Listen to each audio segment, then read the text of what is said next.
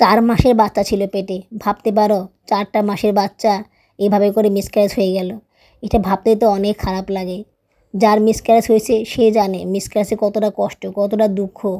পুরো প্রেগনেন্সির সময়টা খালি এই ভয়ে কেটে যায় যে আল্লাহ কোনো সমস্যা হবে কি না, মিসক্যারেজ হবে কি না, এই ভয়েই প্রত্যেকটা মেয়েই পার করে। কিন্তু না, এ শুনে কার কথা? ওই যে বলেছিলাম না, লোভ। লোভ জিনিসটা অনেক খারাপ। আমি ওকে বলেছিলাম কল্যাণপুরের সালমান আবনি ম্যাডামকে দেখাতে, ফিস তো একই নেবে, কিন্তু না, সে আমার কথা শুনলো না।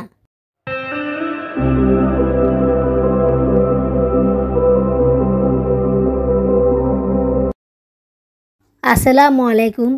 সবাইকে জানাচ্ছি পবিত্র রমজান মাসের অসংখ্য ভালোবাসা এবং শুভেচ্ছা। তোমরা সবাই কেমন আছো? সবগুলো রোজা রাখতে পারছো নাকি? আমি তো একটা রোজা রাখতে পারিনি, শরীরটা খুব খারাপ হয়ে গিয়েছিল, এই জন্য রাখতে পারিনি। বাকি সবগুলো রোজা রাখতে পারতেছি আলহামদুলিল্লাহ। দেশে এবং বিদেশ থেকে যারা আমার ভিডিওটি দেখতেছো তাদের সবাইকে জানাই আমার পক্ষ থেকে আন্তরিক অভিনন্দন ও ভালোবাসা। নতুন আরও একটি ব্লগ নিয়ে আবার তোমাদের সামনে হাজির হলাম। মনটা একটু খারাপ। কয়েকদিন আগে একটা ঘটনা ঘটে গিয়েছে, যার কারণে মনটা আমার খারাপ হয়ে আছে। এই ব্যাপারে তোমাদেরকে অবশ্য কিছু বলিনি। আসলে হয়েছে কি, সকিনার একটা মেয়ে আছে, যার কথা তোমাদেরকে আমি হয়তো বলি নাই। সে পছন্দ করে প্রেম করে বিয়ে করেছে।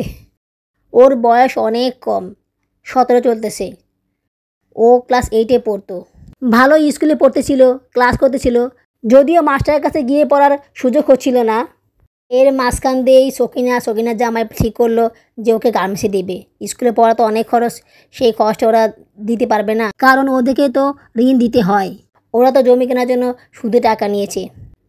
তোমাদেরকে আমি এই সম্পর্কে আগেই বলেছিলাম যে সকিনা জমি কেনার জন্য সুদে টাকা ঋণ নিয়েছে, সেই টাকা প্রতি মাসে শোধ করতেছে। এই কারণে ওরা আসলে অনেক বেশি চাপে থাকে, যার কারণে মেয়ের পড়াশোনা খরচ দিতে ওদের কষ্ট হয়ে যায়। তাই ওরা ঠিক করলো ওকে গার্মেন্টসে দেবে। গার্মেন্টসে দিলে ওর পড়াশোনা খরচ ও নিজে চালাবে। আমি না করেছিলাম, তুমি ওকে গার্মেন্টসে দিও না, গার্মেন্টসের পরিবেশ ভালো না, গার্মেন্টসে দিলে কি না কি করে বসে। ওর বয়সও অনেক কম, তার থেকে তুমি কষ্ট করে হলেও ওকে ম্যাট্রিক পাস করাও, তাহলে ওর একটু বয়স হবে আর একটু জ্ঞান বুদ্ধিও হবে। আর ম্যাট্রিক পাসের পরে তখন আর ওর পড়াশোনা খরচ চালাতে সমস্যা হবে না। ও টিউশনি করে বা অনেক কিছু করে সেটা জোগাতে পারবে, আর এর মধ্যে তোমাদের ধার দেনা শোধ হয়ে যাবে। কিন্তু না, কে শুনে কার কথা? ওই যে বলেছিলাম না, লোভ। লোভ জিনিসটা অনেক খারাপ। তো কাজ করতে করতে টাকা পয়সা হাতে আসতে আসতে অভ্যাস খারাপ হয়ে গিয়েছে। এখন আর টাকা পয়সা না হলে ভালো লাগে না। তাছাড়া ওর বড় ছেলেকেও ও গার্মেন্টসে দিয়েছিল, ওখান থেকে ছেলে ইনকাম করে টাকা দিয়েছিল, কয়েক মাস ভালোই চলেছিল। সেই ছেলেটা কয়েক মাস যাওয়ার পরই পছন্দ করে বিয়ে করে আলাদা হয়ে গিয়েছে। ছেলেটা পড়াশোনা অনেক ভালো ছিল, ওর খুব আগ্রহ ছিল পড়াশোনা করার, ও খুব চেয়েছিল পড়াশোনা করতে, কিন্তু ওর বাবা মা ওকে সেই সাপোর্টটা দেয়নি, যার কারণে ওকে বাধ্য হয়ে গার্মেন্টসে কাজ করতে হয়েছে। এই ক্ষোভটাও ওর মধ্যে ছিল। বাবা মায়ের গাফিলতির কারণে ম্যাট্রিক পরীক্ষা দেওয়ার সময় 1 বছর গ্যাপ দিয়েছিল। এরপরে ছেলে পড়াশোনা করার ইচ্ছাও চলে গিয়েছিল। তারপরে সে বলেছিল যে সে পড়াশোনা করবে, সে পরীক্ষা দিবে, কিন্তু ওর লোভী বাবা মা সেটা হতে দেয়নি। টাকা পয়সার লোভে ওরা অন্ধ হয়ে গিয়েছিল, যার কারণে ছেলেকে গার্মেন্টসে দিয়ে দিয়েছিল। সেই আফসোস সকিনার মনে এখনও আছে, কিন্তু ওর আসলে কিছু করার ছিল না, কারণ ওর জামাই কয়েকদিন কাজ করে আবার করে না, সংসারের হাল ওকে ধরতে হয়, সংসারের খরচ ওকে দিতে হয়, আবার কিস্তির টাকা, সব কিছু মিলিয়ে ও পারতেছিল না। মেয়ের ব্যাপারেও তাই ঘটল। ওকে গার্মেন্টসে দিল, গার্মেন্টসে দেওয়ার 1 মাস না যেতেই মেয়ে একটা ছেলের সাথে সম্পর্ক করে বসেছে। ওকে বহুবার না করা সত্ত্বেও সে ওই সম্পর্ক ছাড়েনি। তারপরে এক সময় বাবা মার চাপে পড়ে পালিয়ে বিয়ে করে। ঠিক চাপে পড়ে না, ছেলেটা এসেছিল বিয়ের প্রস্তাব নিয়ে, কিন্তু ওর বাবা মা রাজি হয়নি, কারণ ছেলে কিছুই নেই, সেও গার্মেন্টস চাকরি করে। প্রত্যেকটা বাবা মাই চায় তাদের মেয়েকে ভালো একটা জায়গায় বিয়ে দিতে। তাছাড়া ওর তো বয়সও কম, ওর বিয়ের বয়স হয়নি, কেন ওকে এত আগে বিয়ে দেবে? তাই ওর বাবা মা রাজি হয়নি। কিন্তু কে শুনে কার কথা? অল্প বয়সে যা হয়, বেশি পাকলে যা হয়, ওই মেয়ে চালাকি করে বুদ্ধি করে ছেলের সাথে বিয়ে করে বসে আছে।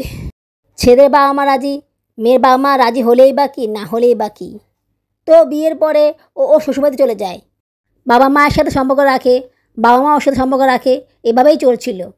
আমি আবার সকিনাকে বলে দিয়েছিলাম যে তুমি ওকে বুঝিয়ে বলো ও যাতে বেবি না নেয়, ওর বয়স অনেক কম, যেহেতু বিয়ে করে ফেলেছে আর তো কিছু করার নেই, ওকে এখন বেবিটা নিতে না করো, বেবিটা নিলে ও অনেক সমস্যা হবে, ওর বয়স অনেক কম।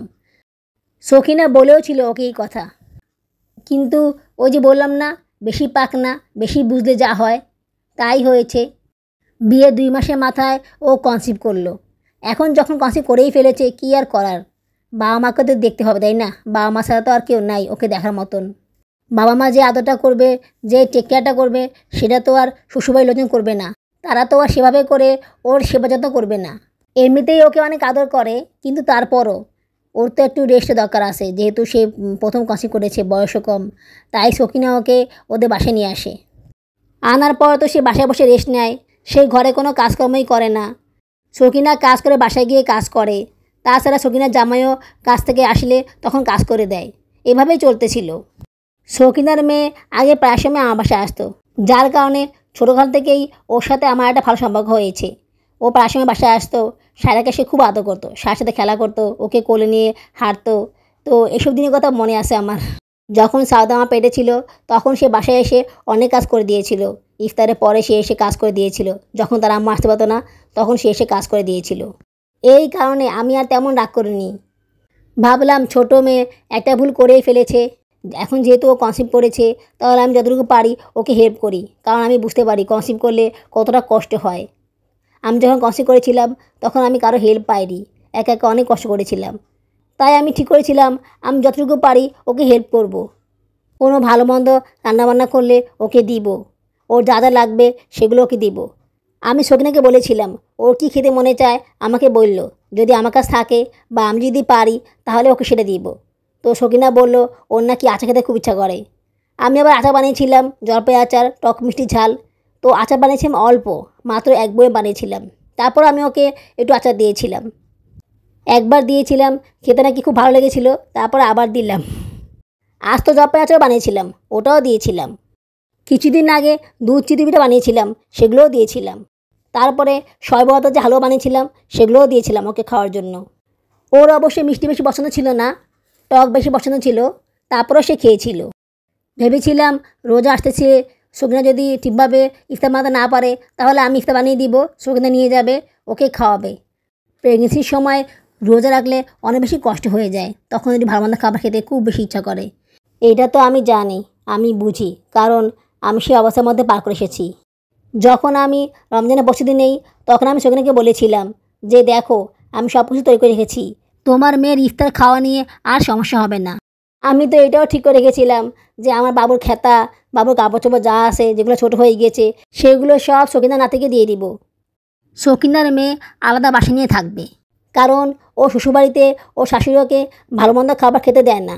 খাবার খাওয়া নিয়ে অনেক কিপটামি করে, যার কারণে ওর মেয়ে অনেক কষ্ট হয়। এই কারণে সখিনার মেয়ের জামাই ঠিক করেছে ওকে নিয়ে আলাদা বাসা থাকবে।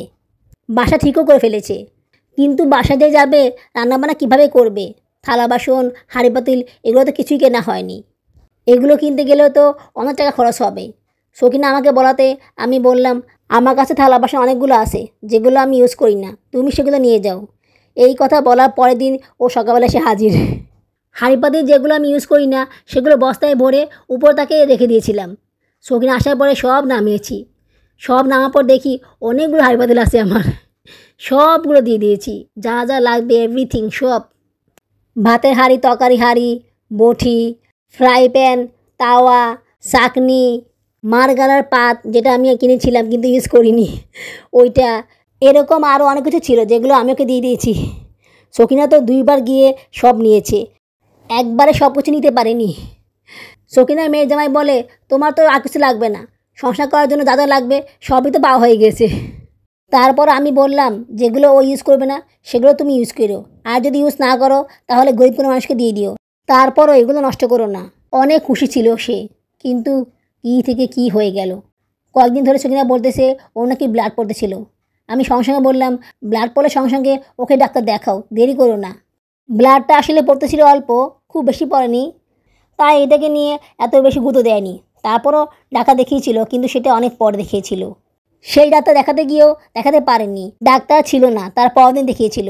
আমি ওকে বলেছিলাম কল্যাণপুরের সালমান আপনি ম্যাডামকে দেখাতে, কারণ আমি ওনাকে দেখিয়েছিলাম, উনি অনেক ভালো ডাক্তার, ফিস তো একই নেবে, কিন্তু না, সে আমার কথা শুনলো না। পণ্ডিতগিরি করে বাসার কাছেই ডাক্তার দেখালো, কিন্তু সেই ডাক্তার দেখাতে গিয়ে অনেক ঝামেলায় পড়ে গেল। একদিন পরে আবার দেখালো, তারপর একটু কমেছিল, এরপর আবার ওর একটু পানি পড়েছিল। সকল প্রকার কথা ও আমাকে বলতো, সকল প্রকার আপডেট ও আমাকে দিত। আমি ওকে বলতাম তুমি ওকে ভালো একটা ডাক্তার দেখাও, কারণ ব্লাড পড়া মিসক্যারেজের লক্ষণ। ব্লাড কখনোই ভালো হতে পারে না, ডাক্তার দেখালে উনি বুঝতে পারবে যে ব্লাডটা কী কারণে পড়তেছে। শৌখিনা একদিন কাজে না আসলেই আমার টেনশন হয়ে যায়, না জানি ওর মেয়ের কী অবস্থা হলো। পরবর্তীতে ও আসলে বুঝতে পারে যে না, কোনো সমস্যা হয়নি, অন্য কারণে মিস দিছে। তো মিসক্যারেজের আগে শৌখিনা আমাকে বলতেছিল ওর নাকি আবার ব্লাড পড়তেছে। আমি বললাম তাতে করে ডাক্তার দেখাও। সে বলল আজকে তো বন্ধ, রোববারে দেখাবো। সেই রোববারে সে আসলো না। আমি ভাবলাম সে ডাক্তার দেখাবে। তারপরে সোমবার গেল, মঙ্গলবার গেল, বুধবার গেল, তারপর তার খবর নেই। এরপরে সে আমাকে ফোনে বলল তার মেয়ের নাকি মিসক্যারেজ হয়ে গেছে, অনেক ব্লাড পড়েছে, তাই ওকে ডিএনসি করাতে হয়েছে। এই কথাটা শুনে আমার মনটা অনেক খারাপ হয়ে গেল। আমার চতুর্থ বাচ্চাটা যদিও আমি ইচ্ছা করে নিয়ে নেই, আল্লাপাক দিয়েছে তাই কনসিভ করেছিলাম, কিন্তু তারপরও প্রথম 3 মাস আমি ভয়ে ছিলাম, কি না কি হয়, কি না কি হয়। যদিও খুব বেশি ভয় ছিলাম না, তারপরও মনের ভিতরে একটা ভয় কাজ করতো। আমি 5-6 মাস কাউকে কিছু বলিনি এই মিসক্যারেজের ভয়ে। যদি কেউ শুনলে, কেউ কিছু বলে বা কেউ বদনজর দেয়, এসব চিন্তাভাবনা করেই আমি আমার প্রেগনেন্সির খবরটা অনেক পরে বলেছিলাম। মাঝখান দিয়ে সেই সময় শৌখিনা আমাকে ফোন দিয়েছিল যে এই গ্রুপে ব্লাড পাওয়া যাবে কি না, রক্ত লাগবে, রক্ত নেই। এই কারণে অনেক বেশি ছুটতে ছিল সে। ভোর 6টা বাজে রক্ত লাগবে, রক্ত কোথাও পাচ্ছিল না। বাবুরাবু বলতেছিল আমাকে আগে বলতো, তাহলে আমি আগে থেকে কাউকে বলে একটা ব্যবস্থা করতাম। এখন এই সময় সেই সময় কাকে কি বলবো। তারপর উনি চেষ্টা করেছিলেন কিন্তু কাউকে পাননি। পরে শৌখিনা রক্ত জোগাড় করে দিয়েছিল। 4 মাসের বাচ্চা ছিল পেটে, ভাবতে পারো 4টা মাসের বাচ্চা এইভাবে করে মিসক্যারেজ হয়ে গেল। এটা ভাবতে তো অনেক খারাপ লাগে। যার মিসক্যারেজ হয়েছে সে জানে মিসক্যারেজে কতটা কষ্ট, কতটা দুঃখ। পুরো প্রেগনেন্সির সময়টা খালি এই ভয় কেটে যায় যে আল্লাহ কোনো সমস্যা হবে কি না, মিসক্যারেজ হবে কি না, এই ভয়েই প্রত্যেকটা মেয়েই পার করে। যখন শৌখিনা জুনেনাকে কোলে নিত তখন বলতাম হ্যাঁ হ্যাঁ কোলে নাও, আদর করো, কয়দিন পরে তো তোমার নাতনি আসবে, তখন তো আর কোলে নিতে পারবা না, তখন তো আর আদর করতে পারবা না, এখনই আদর করে নাও। আর জুনে নাও, শৌখিনাকে দেখলে কি খুশি, কত খুশি হয়ে যায় শৌখিনাকে কোলে নিলে। শৌখিনা কাজ করলে ওর দিকে তাকিয়ে থাকে, যখন শৌখিনা ওর দিকে তাকায় তখন কি সুন্দর করে একটা হাসি দেয়। কত কিছু আশা করেছিলাম, শৌখিনাও কত কিছু প্ল্যান করেছিল, তার মেয়েও কত আশা করেছিল, প্রথম বাচ্চা, কিন্তু কিছুই হলো না, সব শেষ হয়ে গেল। মনটা খুব খারাপ লাগতেছে আমার। আল্লাহ পাক কী করলো, কেন করলো? আল্লাহ পাক যা করে ভালোর জন্যই করে। হয়তো বা এই বাচ্চাটা তার জন্য ভালো ছিল না বা কল্যাণকর ছিল না, তাই আল্লাহ পাক নিয়ে গেছে। আজ এইটুকুই, আগামী ব্লগে দেখা হবে। আল্লাহ হাফেজ।